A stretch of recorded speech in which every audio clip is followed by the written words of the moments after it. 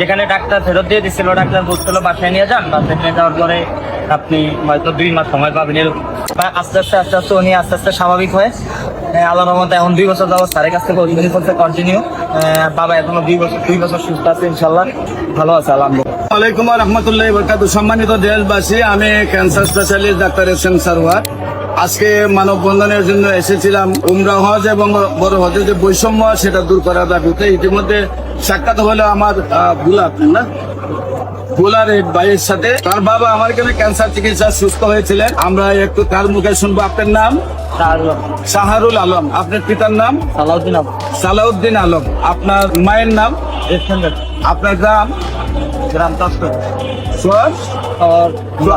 শহর গুলা। আচ্ছা, আপনার আব্বার কি হয়েছিল বা কোথায় কোথায় চিকিৎসা করেছিলেন, আপনি কিভাবে সুস্থ হয়েছেন একটু দেশবাসীর উদ্দেশ্যে বলেন।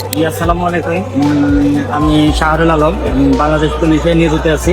আমার আব্বু একজন স্কুলের টিচার ছিলেন। আমার বাবা ক্যান্সারে আক্রান্ত হয় আজ থেকে আরো 3-4 বছর আগে। আমরা ঢাকা ক্যান্সার হাসপাতালে, সরকারি ক্যান্সার হাসপাতালে, মুখ্যবিধি ক্যান্সার হাসপাতালে যাই। সেখানে প্রায় 6 মাস ঘোরার পরে 5 থেকে 6টা কেমো দেওয়া হয়। আমার বাবা দেওয়ার পরে ডাক্তার বলছিল উন্নতি হবে, তারপরে হয়তো উন্নতি হয় না, কোনো কারণবশত অবনতি দিকে যাচ্ছিল।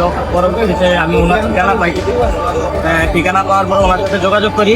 যোগাযোগ করার পরে উনি আমাকে প্রথম 1 মাসের ওষুধ দেয়। ওনার সাথে আমি যোগাযোগ করার পর উনি খুব ভালোভাবেই রিপোর্টগুলি দেখছিলেন। এক ঘন্টা সময় নিয়ে, প্রায় 1 ঘন্টার মতো সময় নিয়ে রিপোর্টগুলি দেখছেন। দেখার পরে আমার বাবার ওষুধ দেওয়া হয়েছিল। আমি বাসায় নিয়ে যাই। যেখানে ডাক্তার ফেরত দিয়ে দিচ্ছিল, ডাক্তার বলছিল বাসায় নিয়ে যান। বাসায় নিয়ে যাওয়ার পরে আপনি হয়তো 2 মাস সময় পাবেন। তো আমি ওনার সাথে যোগাযোগ করার পরে ওনার ওষুধ নিয়ে বাসায় যাওয়ার পরে 22 দিন পর আমার বাবা স্ট্রোক করে। স্যারের সাথে যোগাযোগ করি। স্যারে বললো যে উনি একটু সরিষার তেল দিয়ে পরামর্শ দিল আর কি, অনেক পরামর্শ দিল। তো পরামর্শ দেওয়ার পরে আস্তে আস্তে উনি আস্তে আস্তে স্বাভাবিক হয় আল্লাহর রহমতে এখন 2 বছর যাবত স্যারের কাছ থেকে ওষুধ করতে কন্টিনিউ। বাবা এখনো 2 বছর সুস্থ আছে, ইনশাল্লাহ ভালো আছে আলহামদুলিল্লাহ। আমি প্রশ্ন করি, একটা স্যারের সম্মান আপনারা কিভাবে পাইলেন? স্যারের সম্মান পাইছিলাম আমি আপনার ক্যান্সার হাসপাতালে অনেক ঘোরাঘুরি করছি। তো লিফলেট কাগজ দেখছিলাম, একটা কাজ পাইছিলাম। আমি আমার টাকাটা না হয় খরচ তো হইতো কেমনটা দিলে, তো চিন্তা করছিল এইখানে খরচ করে দেখি। স্যারকে আপনি দেখেন? হ্যাঁ, এই স্যারের সাথে কথা বলবো। বাবার আলহামদুলিল্লাহ, আমরা এই ভদ্রলোকের, এই ভাইয়ের, আমাদের একজন সৈনিক, তার বাবা হচ্ছে ক্যান্সারকে জয় করে